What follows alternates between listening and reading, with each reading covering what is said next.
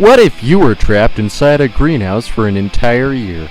No, we're not talking about Nicolas Cage's 2021 movie The Orwellians. We're talking about the 1996 environmental thriller cult classic Biodome, starring Pauly Shore and Alec Baldwin's creepy little twin brother, who, unlike Alec Baldwin's character on 30 Rock, is unironically a Republican. Here are 10 crazy facts you probably didn't know about Biodome.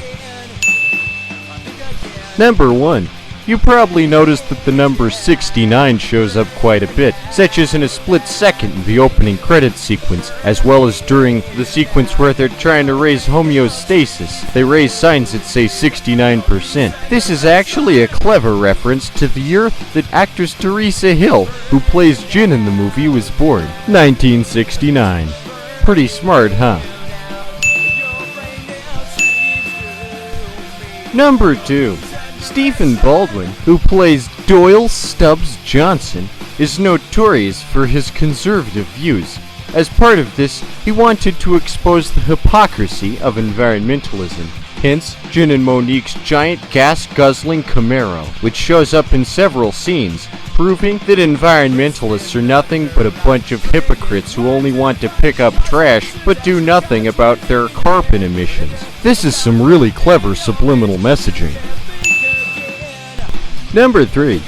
Pauly Shore and Stephen Baldwin knew that to make their characters appealing to a general audience, they'd have to make it so that the two guys who aren't Pauly Shore or Stephen Baldwin are actually bigger misogynists than Bud and Doyle, unlike Pauly and Stephen, who are upstanding gentlemen who resist the advances of the two sassy scientists working in the Biodome, despite trying to sexually assault them on literally the third day after they arrive. This is not sloppy writing, rather, it's a clever reincorporation of pre-established character traits on the part of Stephen Baldwin and Pauly Shore. Luckily, all these techniques paid off in the end, and Bud and Doyle are now as popular a 90s comedy duo as Harry and Lloyd.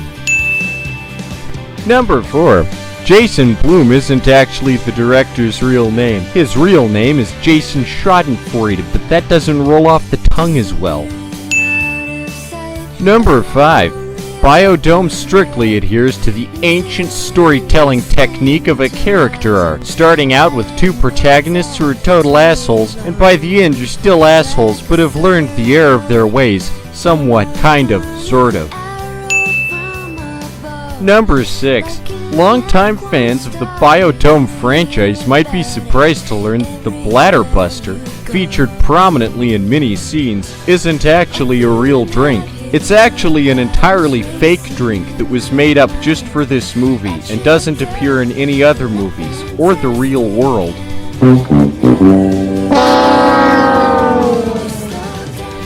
Number 7. If Jack Black and Kyle Gass had been the protagonists instead of Stephen Baldwin and Pauly Shore, it probably would have really sucked. Thankfully, Tenacious D is relegated to a 2-second cameo in this movie.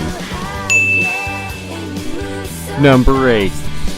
Despite its comedic exterior, Biodome is actually a deeply disturbing black comedy which studies the pit of the human soul. For instance, notice how when the two stoners, Bud and Doyle, otherwise known as Stubs and Squirrel, are deprived of their precious marijuana, they become a bunch of misogynistic cavemen who are excruciatingly horny. Nobody knows exactly why Stephen Baldwin plays a stoner, considering his Republican conservative views are directly against the use of marijuana. Perhaps the character of Doyle Stubs Johnson is a clever parody of your typical stoner, and Stephen Baldwin is making fun of stoner culture.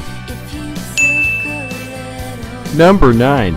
Right after starring in Biodome, Pauly Shore was contacted by the king of comedy, the pest himself, John Lasagna, who awarded him the best prize for looking kind of sort of like John Leguizamo. Pauly Shore accepted the award with tears welling up in his eyes, saying, "Yes, I do kind of look like John Leguizamo, but I'm my own comedian, baby, and I'm going to take the entertainment world by storm."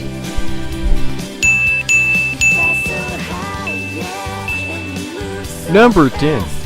Biodome is not only a love letter to environmentalism, It's also a heartfelt romance, with a lot of poignant and heartbreaking scenes. Teresa Hill and Joey Lauren Adams, who played Jen and Monique in the movie, are great at pulling at your heartstrings with their incredible portrayal of two women who are madly, deeply in love with Stephen Baldwin and Pauly Shore, two of the hottest men alive. Not only is Biodome a great watch for Earth Day, Father's Day, Halloween, or any other holiday you can think of, it's also probably the best gift you can give your wife on your anniversary. If you give your wife a copy of Biodome for your anniversary, she'll be overcome with tears of joy. And there you have it, people. 10 facts you might not have known about Biodome. Biodome is one of those movies that seems to have it all. Junk food, farting, and partying. And in the years ahead, it seems like the classic film Biodome is only going to pick up more and more steam as more people discover it for the first time and learn just what an incredible movie it is. Thanks for watching.